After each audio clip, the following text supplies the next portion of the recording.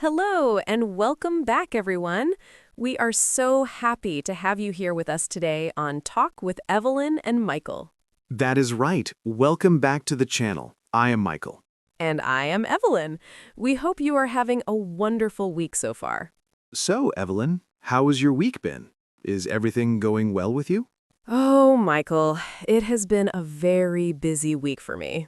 Honestly, I have been swamped. Swamped? That's a great word for our listeners. Can you explain what you mean when you say you are swamped? Of course, when I say I'm swamped, it means I have too much work to do. It's like I'm stuck in a swamp of paper and emails. I'm very, very busy. I see. So you can say, I'm swamped with work, or just, I'm swamped today. Exactly. It's a very common way to say you were busy in English. What about you, Michael? How is your work going? My work is okay, but I have some big deadlines coming up, and that's making me a little stressed. Oh, deadlines. I hate deadlines. Let's explain that word too. What is a deadline, Michael? A deadline is the final time or date by which you must finish something. For example, I have to finish my report by Friday at 5 p.m. So, Friday at 5 p.m. is your deadline. Yes, that is my deadline. And if I do not finish, I might be in trouble with my boss. We do not want that. So, you're working hard to meet your deadline. Yes, I am trying to stay focused. But you know, Evelyn, sometimes it's hard to focus when there's so much news happening in our personal lives. Oh, that sounds interesting. You mentioned work, but our title today is Work and Wedding News. Do you have some wedding news, Michael? I do. I actually have some very exciting news to share. My sister just got engaged. Congratulations to her! That is wonderful news, Michael. Thank you. We are all very happy. She called me last night to tell me. She's going to tie the knot. Tie the knot. That is a beautiful idiom. Listeners, did you hear that? Tie the knot. Yes, to tie the knot means to get married. Imagine taking two pieces of rope and tying them together. They become one, just like two people getting married. I love that phrase. It sounds so much more romantic than just saying getting married. So, when is the big day? They haven't set a date yet. They're still in the early stages of planning, but they're thinking about next summer. Next summer. That's a popular time for weddings. The weather is usually nice. Yes, but wedding planning can be very stressful, almost as stressful as work deadlines. You're right. There is so much vocabulary related to weddings. We should talk about some of that today. It might help our listeners if they ever get invited to an English wedding. That's a great idea. Where should we start? Maybe with the invitation? Yes, the invitation. Usually, when you receive a wedding invitation, there are four very important letters written on it. RSVP. RSVP. I see that all the time, but do you know what it actually stands for, Evelyn? It's actually French. It stands for Répondez s'il vous plaît, which simply means please reply. Ah, so when you see RSVP on a card, it means the couple needs to know if you are coming or not. Yes. Usually there is a date. For example, RSVP by June 1st. This means you must tell them yes or no before June 1st. That sounds like a deadline. It is a deadline. It's a deadline for the guests. If you don't reply, they won't have a seat or food for you. That would be bad. I always try to RSVP as soon as I get the invitation. It's polite. It is very polite. So, Michael, since your sister is getting married, will you be in the wedding party? The wedding party? Do you mean the reception after the ceremony? No, good question, though. The wedding party refers to the group of people who stand with the bride and groom, like the bridesmaids and the groomsmen. Oh, I understand. Yes. I think I will be a groomsman. A groomsman is a man who supports the groom, right? Yes, exactly. And the woman who supports the bride is a bridesmaid. And the main woman, the leader of the bridesmaids, is called the maid of honor. And the main guy for the groom is the best man. That is a big responsibility. Do you think you will be the best man? I do not know. The best man usually has to give a speech. I'm a little nervous about public speaking. Oh, come on, Michael. You speak on this podcast every day. You have a great voice. You would give a wonderful toast. A podcast is different. I am talking to a microphone, not a room full of people staring at me. But wait, you use the word toast. Yes, a toast. In this context, a toast is a short speech given to wish someone happiness, usually while holding up a glass of drink. Right. Everyone raises their glasses and says cheers after the toast. Exactly. So if you are the best man, you will have to propose a toast to the happy couple. I better start practicing now, just in case. Let us go back to the connection between work and weddings, because this is a real problem people face. What do you mean? Well, weddings often happen on weekends, but sometimes they require travel or preparation, so you need to take time off work. That is true. If my sister gets married on a Friday, or if the wedding is in another city, I'll need to ask my boss for leave. Asking for leave. That is a very useful phrase. To ask for leave means to ask for permission to be away from work. So, how should I ask my boss? Should we practice a little dialogue for our listeners? Yes, let's do a role play. I will be your boss. You are the employee. You need to take 2 days off for your sister's wedding. Okay, let me clear my throat. Excuse me, Evelyn. Do you have a moment? Sure, Michael. Come in. What can I do for you? Well, I have some family news.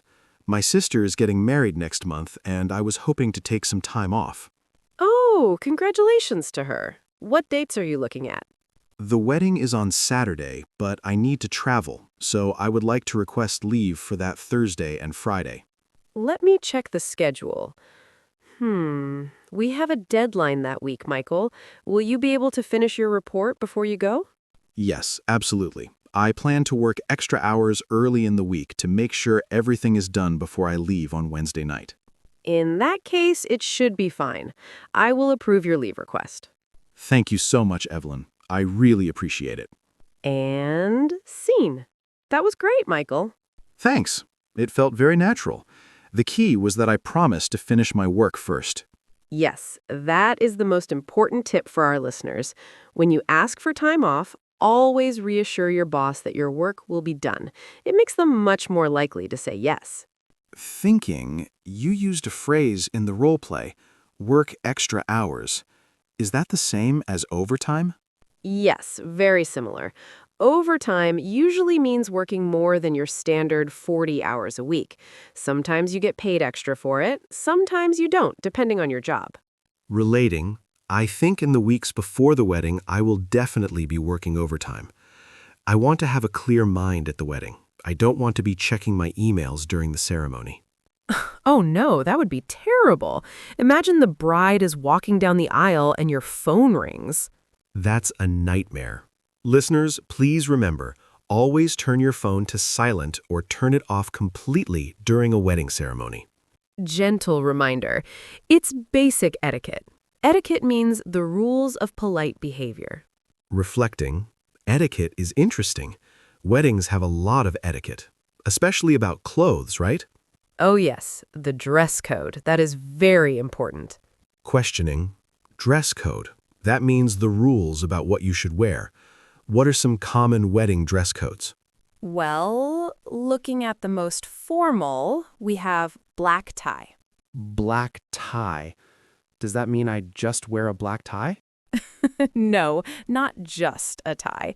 Black tie means men must wear a tuxedo, usually with a black bow tie. It is very fancy. Women usually wear long evening gowns. A tuxedo? I do not even own a tuxedo. I would have to rent one. That is very common. Men often rent tuxedos for weddings. Then there is formal, or sometimes called black tie optional, which is a little less strict. A dark suit and tie is okay. I have a dark suit, so that is good. What about casual weddings? Be careful with the word casual for weddings. Unless it is on a beach, casual usually still means nice trousers and a collared shirt, no jeans, and definitely no shorts. No shorts at a wedding. Got it. I think my sister's wedding will be semi-formal, so I will wear my navy blue suit. That sounds perfect. A navy suit is very versatile. Versatile means it can be used for many different occasions. Evelyn, we talked about work stress and wedding joy, but weddings cost a lot of money, right? They do. That brings us back to work. We work to earn money to pay for these big celebrations. Do guests have to pay for anything? I know the couple pays for the food and venue, but what about guests? Well, guests usually pay for their own travel and hotel, and it is customary to bring a gift. A gift, right. In some cultures you give money, in others you give household items. What is common in English-speaking countries? Both are common. Many couples have a wedding registry. A registry? What is that? A wedding registry is a list of gifts that the couple has chosen. They go to a store or a website and select the things they need, like plates, towels, or a toaster. Ah, that makes it easy for the guest. You just look at the list and buy something they want. Exactly. It prevents the couple from getting 5 toasters. 5 toasters would be too many, unless they really love toast. Even then, 1 is enough. But nowadays, many couples already live together before they get married, so they have all the household items. So, in that case, do they ask for cash? They might have a honeymoon fund instead of a registry. Guests can contribute money to help pay for their honeymoon trip. A honeymoon. That's the vacation the couple takes after the wedding, right? Yes, a romantic vacation to relax after all the stress of planning. Where do you think your sister will go? She loves the beach, so maybe Hawaii or the Caribbean? Somewhere sunny. That sounds lovely. I wish I was going on a honeymoon, or just a vacation. Well, Evelyn, if you finish your work deadlines, maybe you can take a vacation too. Maybe. Let's do a quick review for our listeners. We have covered a lot of words today. Good idea. Let's list a few of the key phrases we used, starting with the work vocabulary. Okay. First was swamped. It means very busy, overwhelmed with work. Swamped. Next was deadline, the time by which you must finish a task. Then we had overtime, working extra hours beyond your normal schedule. And ask for leave, requesting permission to take days off work. Transitioning. Then for wedding vocabulary, we had tie the knot. Which means to get married. Then RSVP, please reply to the invitation. We talked about the wedding party, bridesmaids, groomsmen, and the dress code. And finally, the registry, the list of gifts the couple wants. You listeners are doing great. If you can use these words, you will sound very natural in English conversations. You know, Evelyn, weddings are also a great place to practice small talk. If you go to a wedding, you sit at a table with people you might not know. That is so true. The dreaded seating chart. You're sitting next to a stranger. What do you say? Give us some examples. How do I start a conversation at a wedding table? Well, the easiest topic is the couple. You can ask, how do you know the bride or groom? That is a classic. So if I ask you, Evelyn, how do you know the bride? I would say, oh, we went to university together. We were roommates. What about you? I am her cousin. I have known her since she was a baby. See? That immediately starts a conversation. Then you can ask, where did you travel from? I came from London. It was a long flight. Oh, wow, London. I have never been. Do you live there? And suddenly, you're talking about travel, not just the wedding. So the trick is to ask open questions, questions that need more than a yes or no answer. Exactly. Do not ask, is the food good? Because they will just say, yes. Ask, what do you think of the venue? What do you think of the venue? That allows them to give an opinion. It keeps the conversation flowing. And remember to smile. Weddings are happy occasions. People want to be friendly. What if I forget a word in English while I'm talking? That happens to our listeners sometimes. That is completely okay. Do not panic. You can say, "Oh, I can't remember the word in English, but it's like," and try to describe it. Most people are very patient, especially at a social event like a wedding. Or you can just laugh about it. Humor is a great way to connect with people. Evelyn, talking about all this wedding news makes me excited for my sister, but also it makes me realize I need to save money. Save money? For the gift?